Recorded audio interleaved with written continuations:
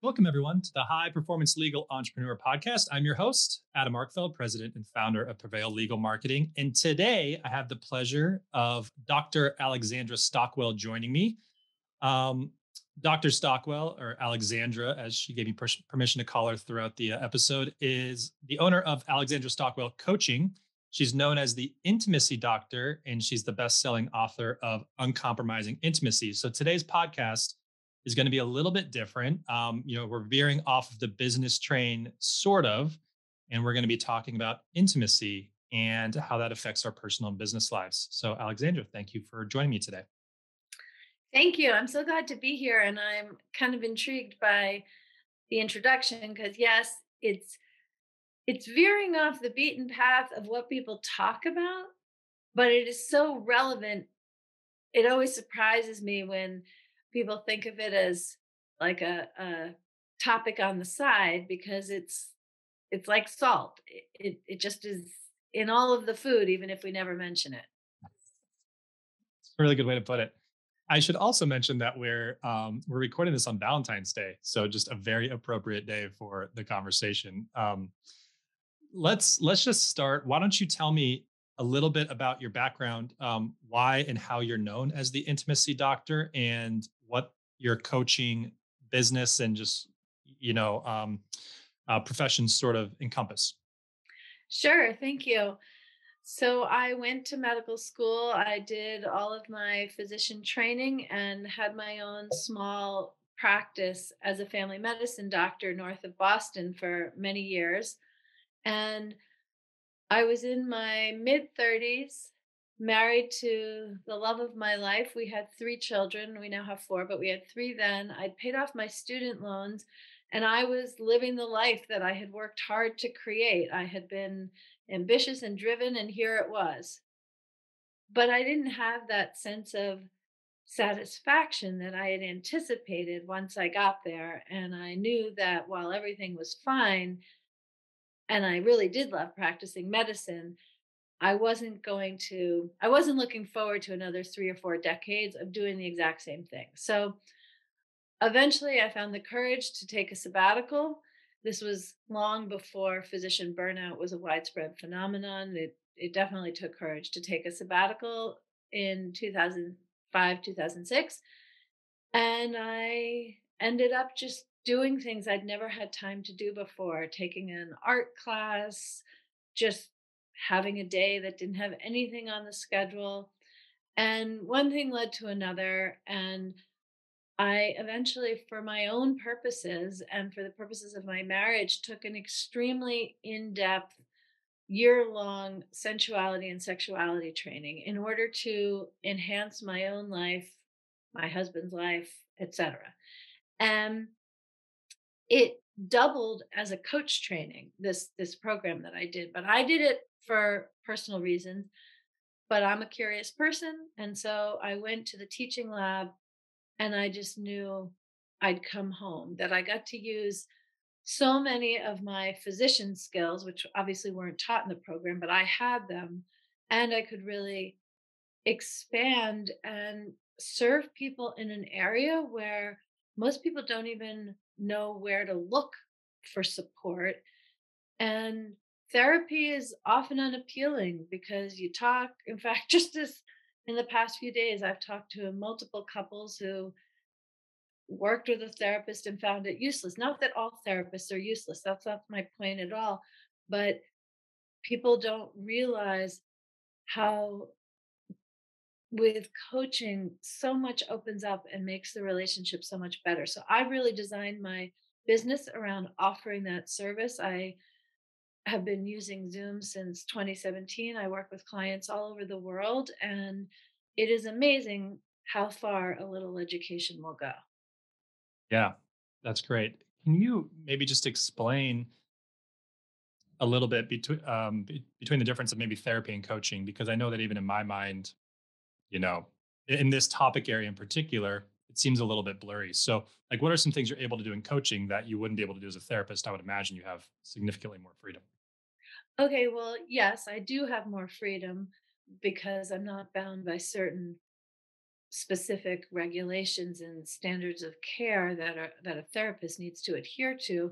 For me, as a responsible, well-trained physician and professional, that's fantastic. But I do want to say that that means that people who coach in this area don't have the same they don't have to honor standards beyond the ones that they personally have. So this is both a plus and a minus when it comes to helping people with relationships. But and when I distinguish coaching and therapy, I want to be very clear that there always are exceptions to this. But by and large, the therapeutic model is really about healing problems.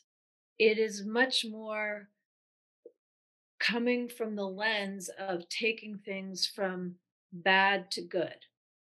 And people need that service for sure.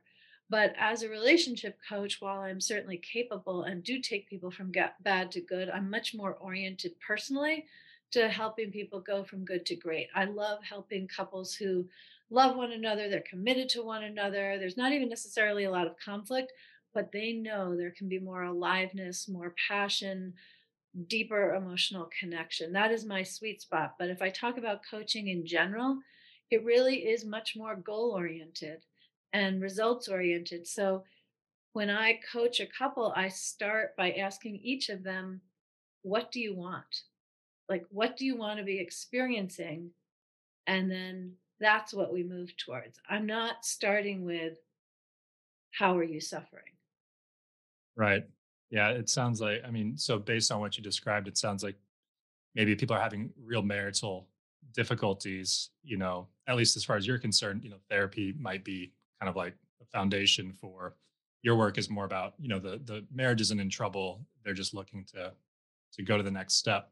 And along those lines, can you paint a picture, if someone's, kind of driving and they're listening to this podcast, what does a good relationship look like before it goes to great? Like, what are some signs that a relationship is in the good category?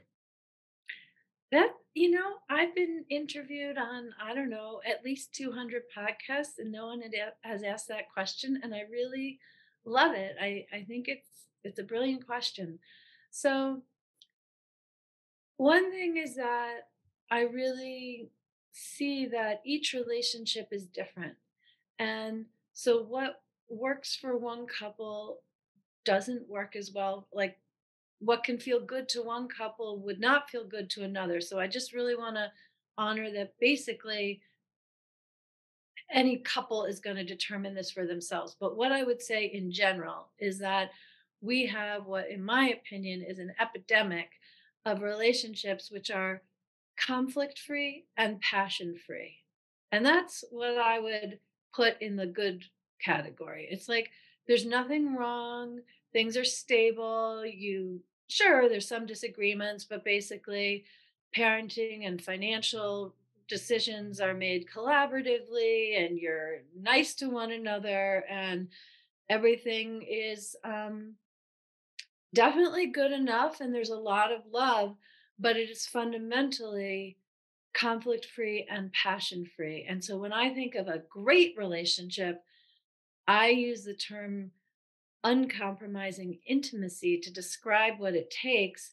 And I'll explain that a little bit because far and away, the most common relationship advice that is given is, if you want a great marriage, you have to learn to compromise. Compromise is the name of the game.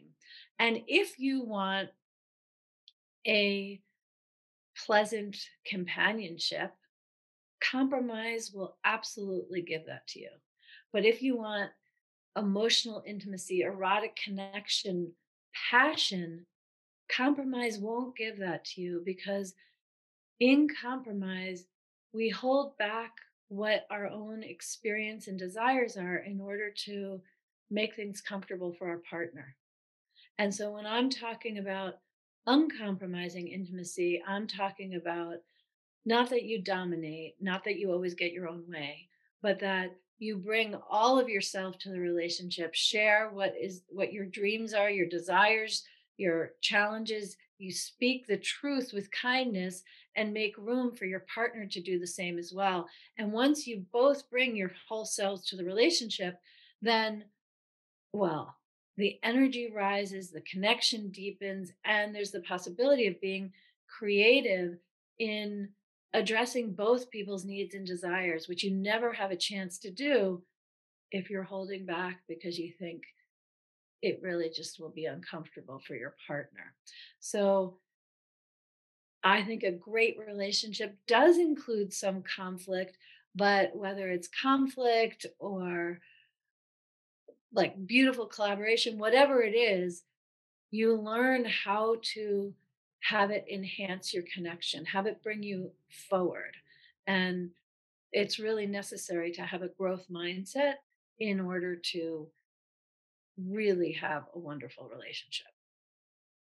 Yeah. So you're saying, just to make sure I understand that if you're compromising all the time and everything's good, you're not really saying, and maybe in some cases, getting exactly what you like really truly want, like deep down. And it's not that you necessarily need to win all the time or you need to fight about it. But when you kind of move out of the compromise mindset and it's more about like authentically sharing exactly what you want, then there's deeper emotional connection. But the compromise sort of like mutes that emotional connection. Is that sort of, Exactly. That's yeah. exactly what it is. And it that muting of it works in day-to-day life, but if we don't as human beings have some magical switch that gets flipped, if we're muting ourselves, if we're kind of like getting out of the way of what might be unpleasant for our partner, and so holding ourselves back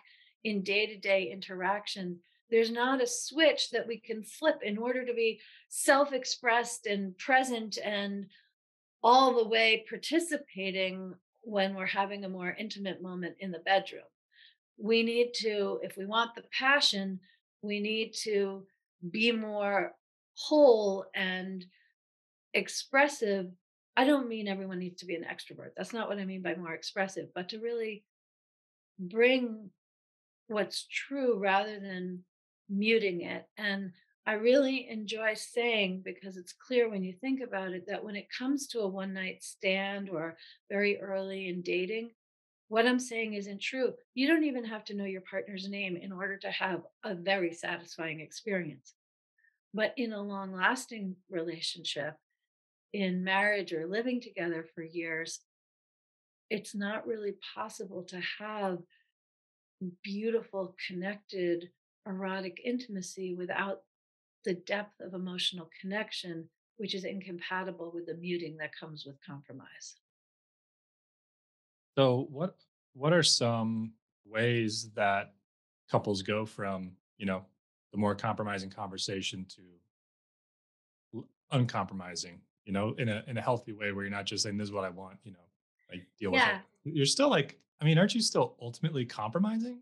I mean, now that I'm thinking about this, do you ultimately get to a compromise or because I how does that work practically speaking, Okay. Well, no, I don't think you ultimately compromise. It really depends what the issue is. So there are all kinds of low level things that people compromise on, and it just becomes a habit. Like maybe a couple, she really loves Thai food, and he just wants to have Italian American. Like he's not interested in the interesting flavors of Thai food.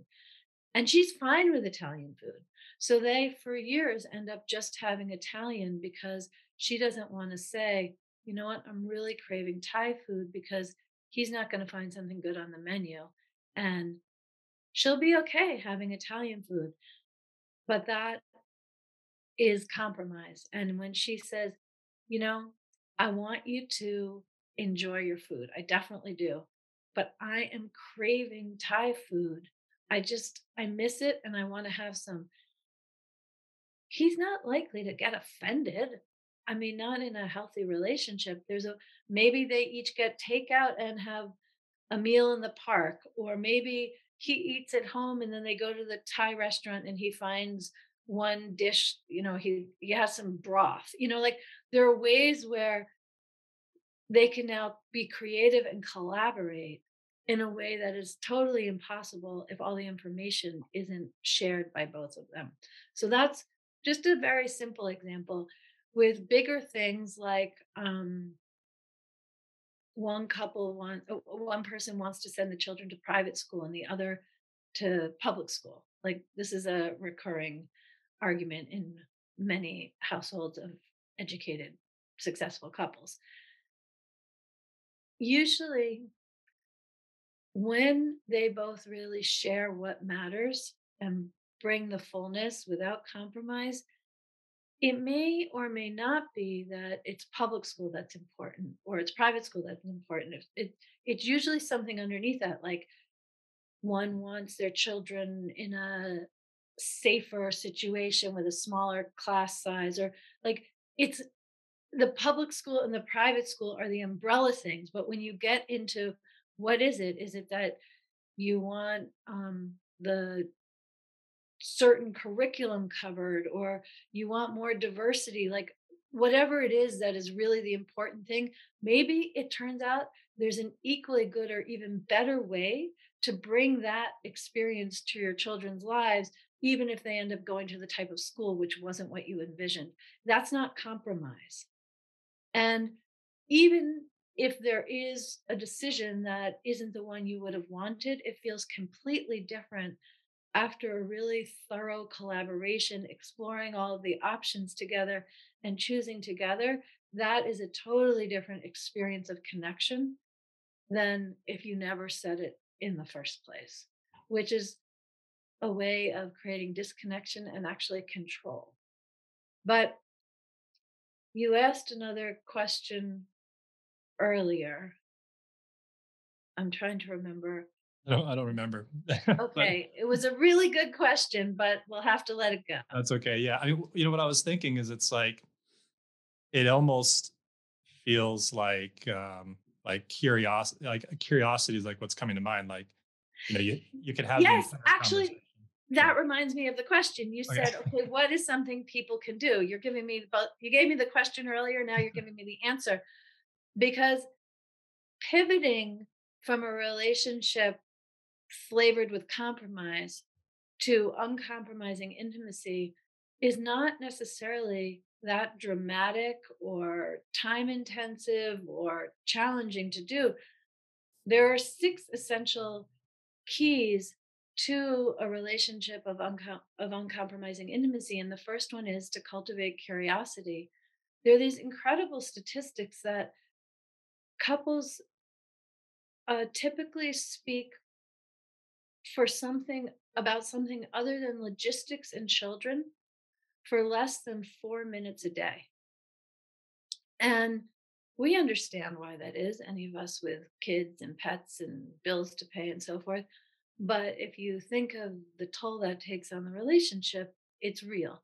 And the other thing is that if you think of the experience of being in love, it is one that is defined by curiosity. You want to know everything.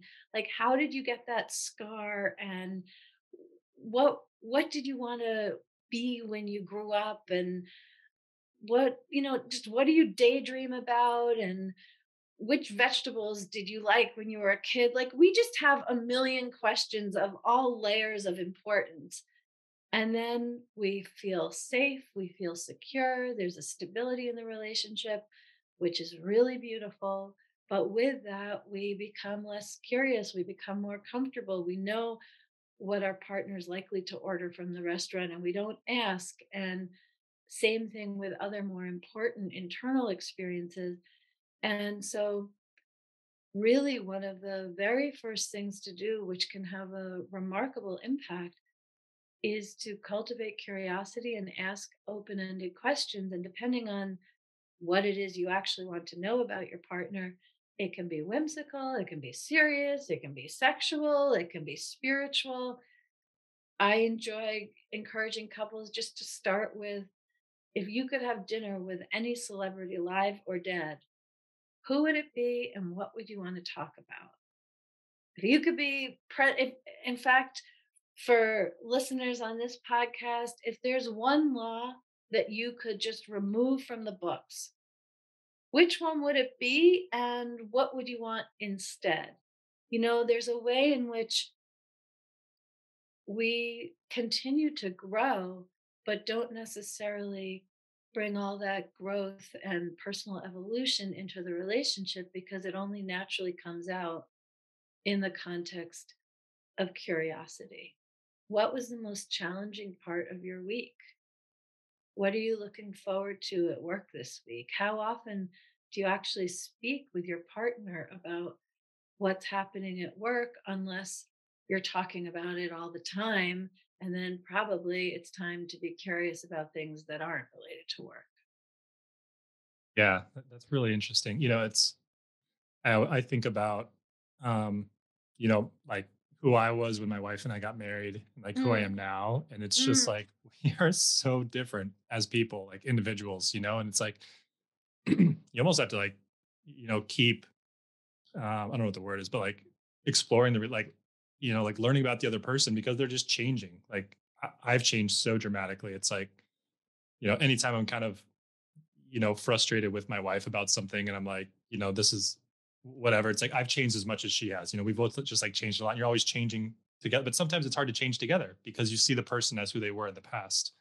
And so I these think you questions I could see exploring Yeah, together. you express that so beautifully, and you also describe the results of being curious because you say, yes, you and your wife have changed so much, but you can imagine that there are couples where they've each changed a lot, but they haven't brought it into the relationship.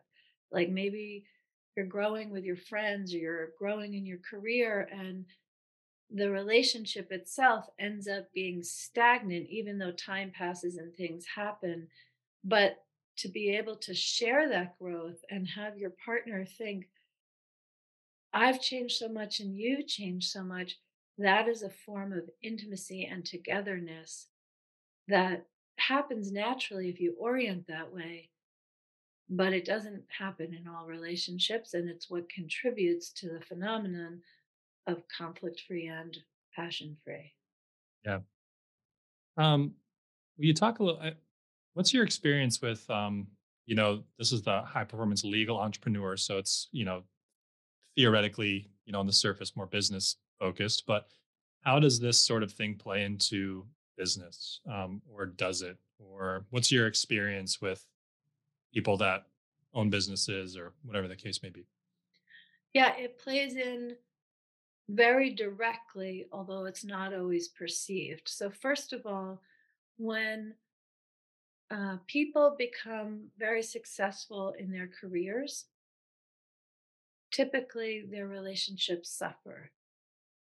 84% of high performing professionals describe being dissatisfied with their relationships. However, people who have excellent relationships, that correlates with more success and satisfaction at work.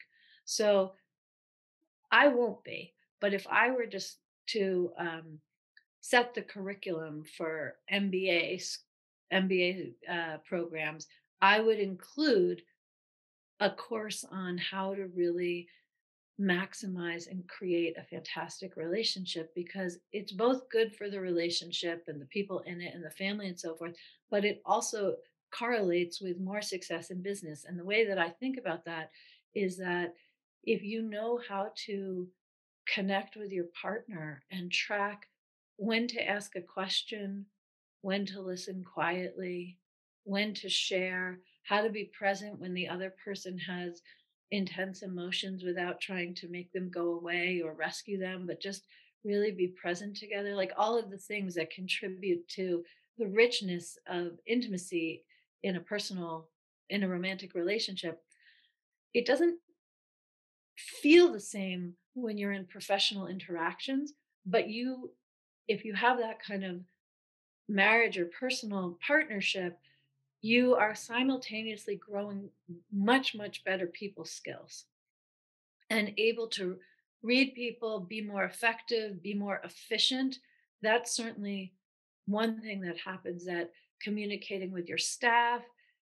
And if you're an aggressive attorney in the courtroom, you should be able to be more successful in that role. It's not all like sweet and connected. It's that you get people at a deeper unconscious level naturally as a result of learning how to be more authentic and more connected with your spouse. That's certainly one thing. Another thing is that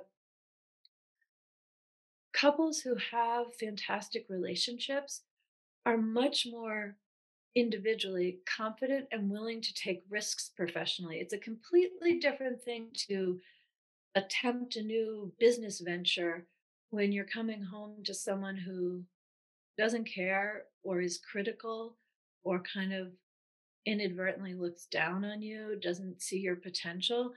But if your partner is your biggest fan, you will be more capable in work because you've got someone at your back. You don't have to protect your back. So there are many ways in which what we're talking about should, not in a one to one kind of way, but in a general way, should impact high performance and the bottom line. Yeah. Well, the last example you gave, I just, for me, I think about energy a lot, and what sort Mm. of energy is like in a space or that I'm getting from someone, and then my own energy and how that results from it. And if there's something hard going on at work, or like you said, you want to take a risk or do something, and there's something that's sucking energy out of you at home, it just makes it that much harder to do that thing. It's like, but if there's someone like you said is your cheerleader, so much easier, right? I mean, it's just there's more momentum and there's more support, and it's just a lot easier sort of move to make. Yeah, exactly. And the thing I would add to all of this is that for those of us who are ambitious and driven and have worked hard with going to school and then in our professions, it is very, very easy to move forward with the idea that down the line we'll really put attention into our relationship. It's like, I've got this test tomorrow, I've got this case next month. Like, I really need to focus on that. And I'll I'll figure out like I'll put attention into the relationship once I have time or when we go on vacation. That is completely dysfunctional. It might work for a particular weekend or for a particular finite phase, but as a general approach, most likely that relationship is not going to be there 20 years later once you now have the security and the wherewithal at work to really dive in. That has been creating a lot of hurt and a lot of disconnection. And repairing something like that is really not very easy. It really, um, it's not an effective mode. Yeah. Well, yeah, on the personal development sort of category, it's like, especially I consider myself like a type A or like high achiever. It's like you have all these things to focus on. It's like your body and your health, and then your relationship and your business and maybe spirituality. And I've historically been business first because that's like how I am successful. That's like, that's Right, where right. that's like my ego. But it has definitely affected my relationship. And about a year ago, I just sort of had the thought, it's like, all right, well, I go all in on my business first, and that's the priority. And what I've heard from other people too is your relationship just suffers, just like you explained. It's like you prioritize that, and then your relationship suffers. But if you go all in on your relationship, then your business like almost never suffers from going all in on your relationship. It's just like you never hear anyone saying like, God, I have like this really amazing marriage and my business like crumbled. It's just like it doesn't work that way. So But it why? can feel like it will. It Yeah. really can. I want to express understanding for that. Like logically, what you're saying, it's so clean, but emotionally, it doesn't feel that way. And one of the reasons it doesn't feel that way is that for anyone who's type A, high performing, we know how to identify a problem and what to do to solve it. We know what resources to contact. Like we know how to make a plan and just make things right and successful. And if not, we know exactly what to learn for the next time so it can still feel like progress.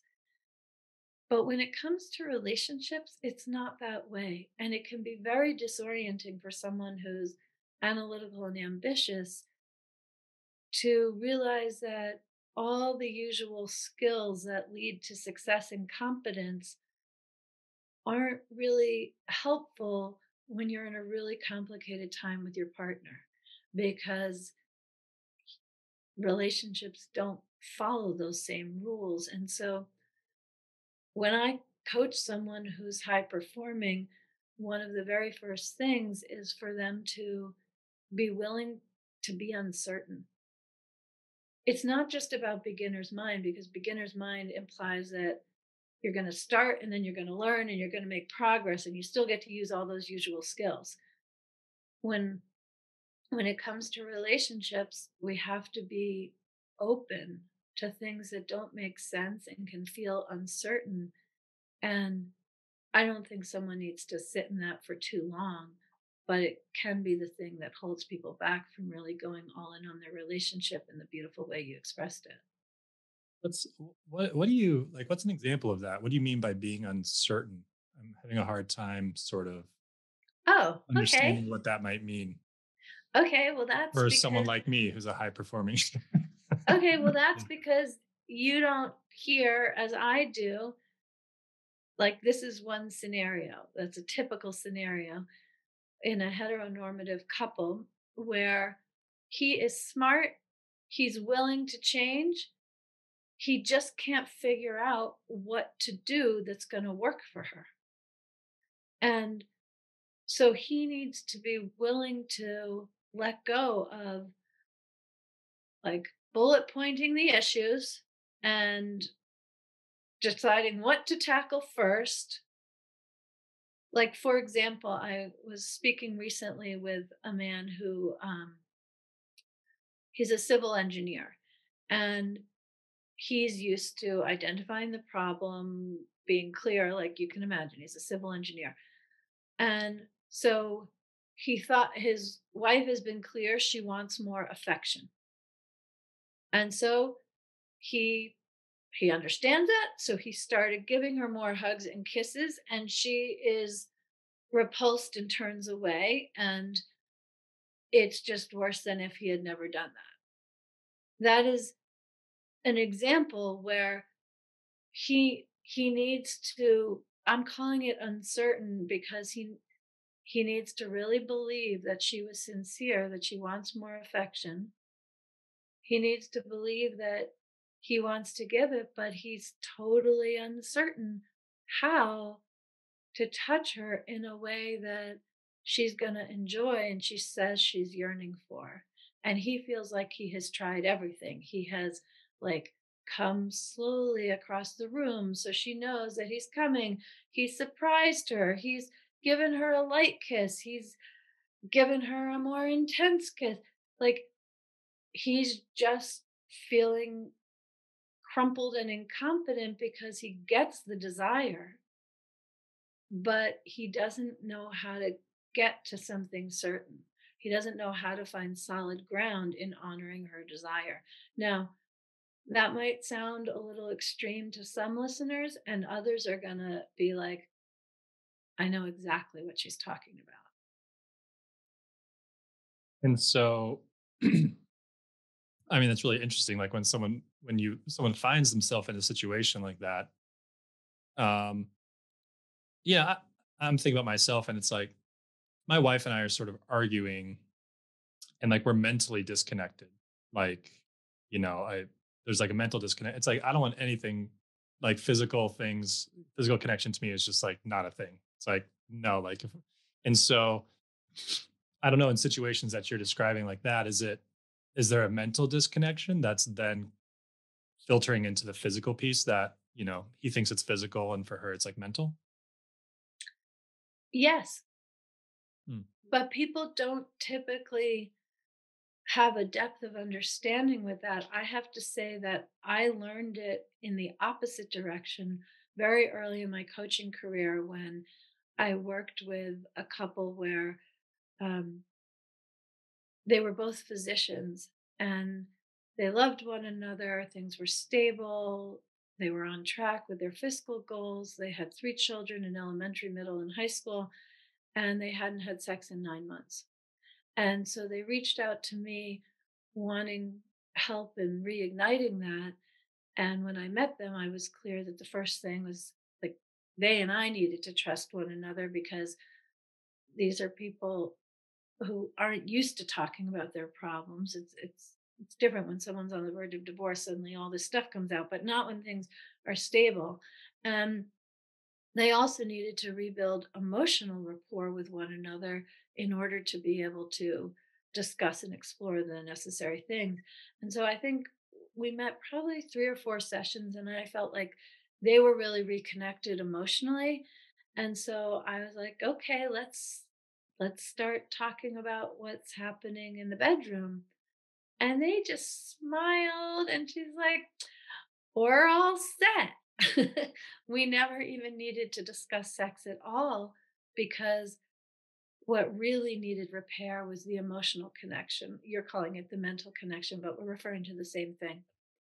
And I have a program called the Aligned and Hot Marriage Program for couples who want more sensual, sexual, erotic intimacy. And the whole thing really is a course in how to create emotional intimacy because 8 out of 10 couples, when they really experience the emotional connection, the physical connection happens pretty easily. There are some couples, about 20-25%, where it makes sense for me to focus on the sex itself. But those conversations are simpler. And for most people, all of that kind of intimacy is simpler when there's, well, what I talk about with uncompromising intimacy, when there isn't a muted connection or separation emotionally and mentally. Yeah. So, with uncompromising intimacy, the phrase happy wife, happy life probably isn't your tagline. No, it isn't. Although I would say self expressed and seen and heard wife, happy life. That's too complicated to Yes, permeate well, society, though. I'm It's not not in a. the business of taglines, but yes. I love it. All right. Well, Alexandra, thank you so much for the conversation. If people want to learn more about you and your programs, where would they go? The best place is the intimate marriage podcast.com. I have a podcast called The Intimate Marriage and alexandrastockwell.com. And you also have a book that Yes. you, yeah. Where would they Well, find it? if you go to my website, alexandrastockwell.com, you can find my book, my podcast, my programs, and by all means, reach out to me directly if you like. I love getting emails and messages and will personally respond. All right. Well, thank you so much again for joining me. And to everybody listening, we'll see you in the next episode. Thanks, Alexandra. Thank you. Thank you for such good questions.